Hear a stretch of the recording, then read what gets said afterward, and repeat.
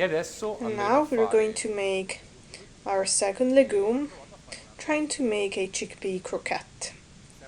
So, as usual, we took our chickpeas, rinsed them many times under running water, and we blanched them in cold water towards the boiling, 5 minutes after the boiling started, because the chickpea is a very resistant legume, so it needs an important cooking.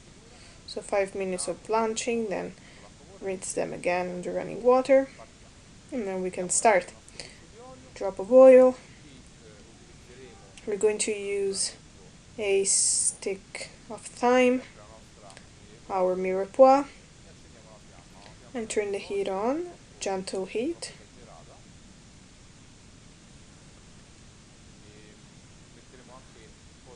We are also adding a little bit of tomato concentrate. Always remember that if you want to add tomato to your preparations, avoid to put canned or fresh tomatoes, because these are products that you will make in big quantities and then preserve in the fridge. And there's the risk that the tomato might create a sort of acidity during the preservation, whereas the double concentrate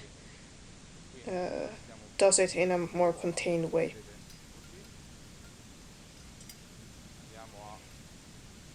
So let's softly fry the mirepoix, the aromas and the double concentrate. We're going to add our chickpeas.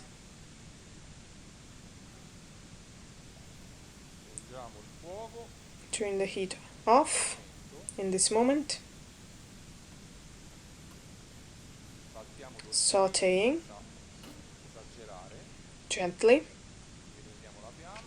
Turn the heat back on. And we're going to add the water. So a lot more water here. If it dries during the cooking, you can add some more, of course. And you're going to simmer. Here we need around 3 hours of cooking. Then, when you are at half or 3/4 of the way of the cooking, 1 pinch of salt. To make a good chickpea croquette, it is important that the chickpea is nice and cooked, because it will allow us to have a better structure of the product. At the end of the cooking, we will rinse our chickpeas, and we're going to grind them and season them. So now, simmering for around 3 hours, and then we can go on. So after having finished the cooking after 3 hours, we strain them, let them rest, and cut them very roughly, trying to remove the majority of the peels in the external part, again for digestibility. Even though in this case, if the small residues of peels that remained are still there, they will allow us to have more crunchiness during the deep frying. So let's let our chickpeas down, and we're going to mash them. So one part is a little bit more pureed, and then we're going to season them. So we're going to add some oil, a pinch of salt, then we're going to use some lemon, we're going to use some zest. It is important to always remember to use this instrument to be able to collect only the most aromatic part of the lemon, to avoid the white part that's bitter.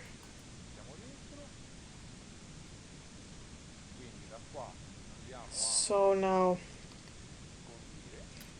we can season, so tossing a little bit more oil.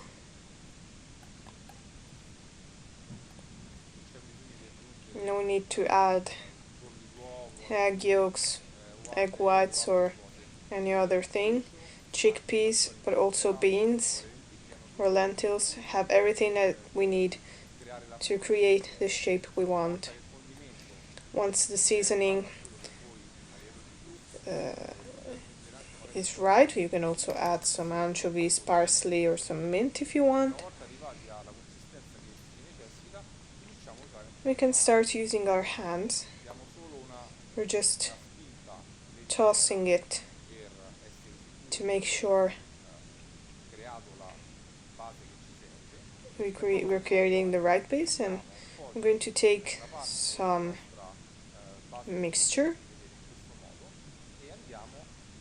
and we're going to push it slightly.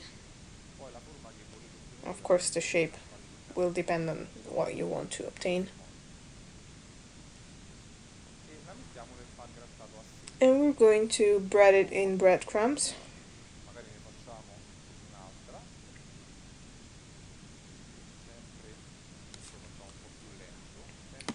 Always using this method here, trying to give it the shape you want.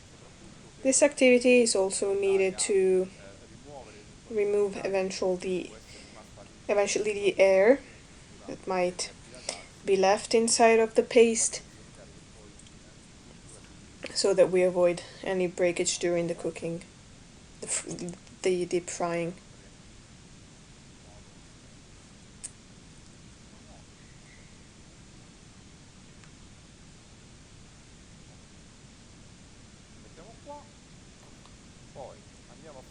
Then we're going to do something that is called dry breading. So we could just coat them in breadcrumbs and use it in the same pressure movement to let our breadcrumbs adhere to the croquettes.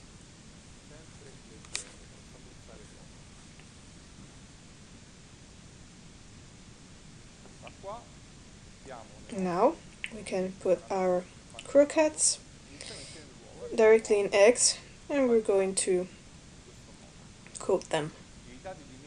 Avoid, when you're breading, to put both hands in contact with the egg, because if you wet your hands with eggs, you're going to pass it to the breadcrumbs. So once we coated them nicely, we're going to put them back in the breadcrumbs. And this is the last breading.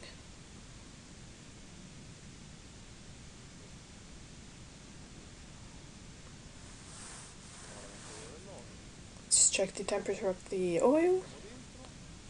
Putting them in the oil.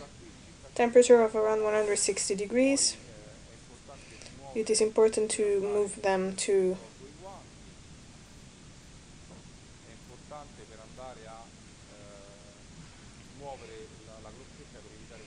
avoid that, to prevent it from burning.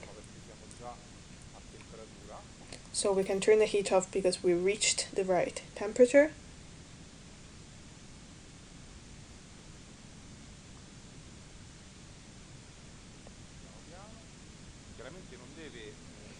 Clearly it doesn't have to fry so much because it is a product that we have already cooked. So we just need to get a golden effect on the outside. I'm going to strain them like this. They're perfectly golden.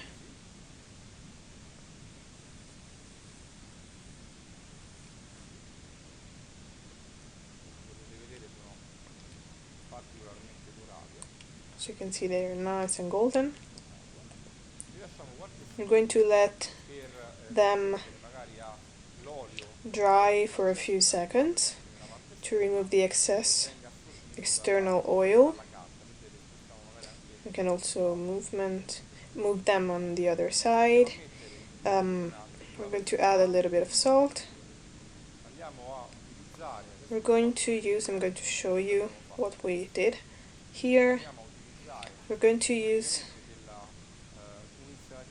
a salad of celery, We removed the external part of the celery, kept peeling it with the potato peeler, put in ice water to let it curl up, and now we're going to strain it and season it with some oil and salt, and we will need it as a base for our croquettes.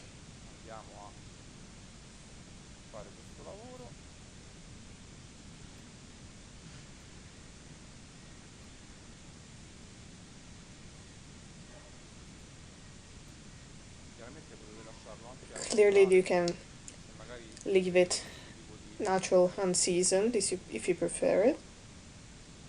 Drop of oil, pinch of salt.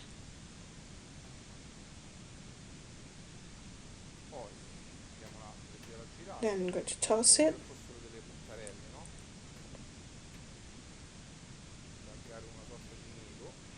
Creating a sort of nest that we're going to lay in the center of our dish. And we're going to place our croquettes. In every fried food, it is fundamental to have a fresh part of a salad. Then again, a little bit of oil to make our dish nice and shiny, and our aromatic herbs.